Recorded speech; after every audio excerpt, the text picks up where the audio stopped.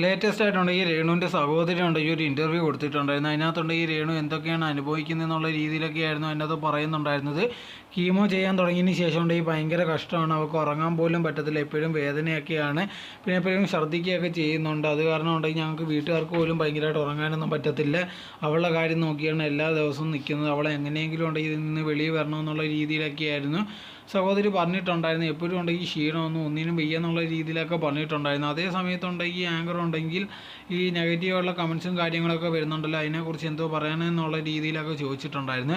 ആ സമയത്തുണ്ടെങ്കിൽ സഹോദരി പറഞ്ഞ് അതെല്ലാം കേൾക്കുമ്പോഴുണ്ടെങ്കിൽ ഭയങ്കരമായിട്ട് വിഷമം തോന്നും. പക്ഷേ അതൊന്നും ഉണ്ടെങ്കിൽ ഭയങ്കരമായിട്ട് റിയാക്ട് ചെയ്യാനോ അതിനെക്കുറിച്ച് വിഷമിച്ചുകൊണ്ടിരിക്കാനോ ഒന്നും സമയമില്ല, ഞങ്ങൾക്കുണ്ടെങ്കിൽ വേറെ കാര്യങ്ങളൊക്കെ നോക്കാനുണ്ട്, രേണുവിൻ്റെ കാര്യം നോക്കണമെന്നുള്ള രീതിയിലൊക്കെയായിരുന്നു പറഞ്ഞിട്ടുണ്ടായിരുന്നു. ഇപ്പോൾ ഇത് നോക്കിക്കഴിഞ്ഞാൽ പോലും ഉണ്ടെങ്കിൽ രേണുവിനെ കുറിച്ച് എല്ലാവരും ഇങ്ങനെ പറയാൻ കാരണം രേണു തന്നെയാണ് എന്തെങ്കിലും ഒരു ഇഷ്യൂ എടുത്തിടുന്നത്. കുറച്ച് നാളായിട്ട് നമ്മൾ നോക്കിക്കഴിഞ്ഞാൽ രേണുവിനെ കുറിച്ച് വലിയ ന്യൂസോ കാര്യങ്ങളോ ഒന്നും ഉണ്ടായിരുന്നില്ല. അങ്ങനെ ഇരിക്കുമ്പോഴാണ് ലേറ്റസ്റ്റ് ആയിട്ടുണ്ടെങ്കിൽ ഒരു ഇൻ്റർവ്യൂ കൊടുത്തിട്ടുണ്ടായിരുന്നു രേണു. അതിനകത്തുണ്ടെങ്കിൽ കിച്ചുവിനെ കുറിച്ചുണ്ടെങ്കിൽ കുറച്ച് കാര്യങ്ങൾ പറയുന്നുണ്ട്. അപ്പോൾ തൊട്ടാണ് പിന്നെ ഉണ്ടെങ്കിൽ രേണുവിൻ്റെ പേര് വന്നു തുടങ്ങിയത്. സോ രേണു തന്നെ ഓരോരോ പ്രശ്നങ്ങളും ഉണ്ടാക്കിയിട്ട് അത് നെഗറ്റീവായിട്ട് വരുമ്പോൾ വിഷമമെന്ന് പറഞ്ഞിട്ടൊന്നും ഒരു കാര്യമില്ല.